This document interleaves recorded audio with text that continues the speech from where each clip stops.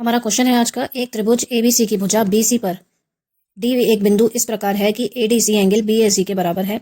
सिद्ध कीजिए सी A square बराबर C B into C D. यानी एक ट्रायंगल है ए बी सी,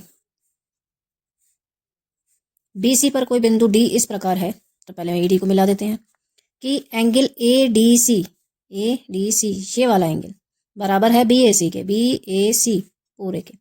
यानी इससे आपको ये पता चला एक एंगल छोटे वाले त्रिभुज में और एक एंगल बड़े वाले त्रिभुज में। यानी यहाँ पे दो ट्रायंगल की बात हो रही है, एक तो पूरा वाला बी ए सी और एक छोटा वाला ए डी सी।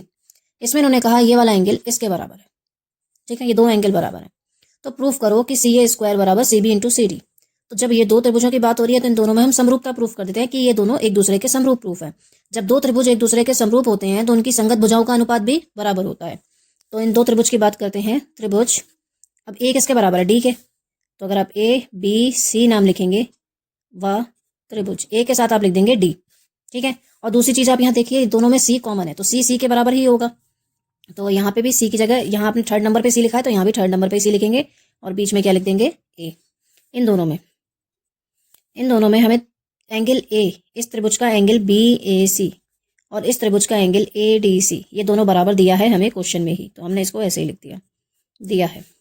दूसरा एंगल सी दोनों में कॉमन है तो लिखेंगे एंगल सी बराबर एंगल सी। क्यों है? क्योंकि उभयनिष्ठ है। जब दो एंगल किसी दो त्रिभुज के बराबर हैं तो तीसरा अपने आप ही बराबर हो जाएगा, ठीक है। तो यहाँ पे समरूपता लगेगी ए समरूप कसौटी से या ए प्रमेय द्वारा, ठीक है। ए प्रमेय द्वारा भी लिख सकते हैं कि दो एंगल बराबर हैं, तीसरा अपने आप ही बराबर होगा। दिया नहीं है तो हमने ए लिख दिया। इन दोनों से ये जो ट्रायंगल है ए बी सी ये समरूप हो गया ट्रायंगल डी ए सी के। देखिए ए वाला एंगल किसके बराबर है, डी के। तो देखिए ए की जगह डी लिखा हुआ है और सी के बराबर है तो सी यहाँ पे थर्ड नंबर पे है तो यहाँ पे भी थर्ड नंबर पे है। बचा बी और ए वो हमने लिख दिया। अब इससे हमें जो चाहिए, हम जो प्रूफ करना है वो देखेंगे। हमें सी ए चाहिए, सी बी चाहिए, सी डी चाहिए। सी ए यहाँ से निकलेगा पहला और तीसरा, ठीक है। तो ए सी और यहाँ पे पहला और तीसरा क्या आ जाएगा, डी सी।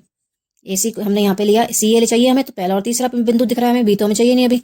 तो यहाँ जब फर्स्ट और थर्ड लिया तो यहाँ भी आपको फर्स्ट और थर्ड लेटर ही लेना पड़ेगा, डी सी बराबर।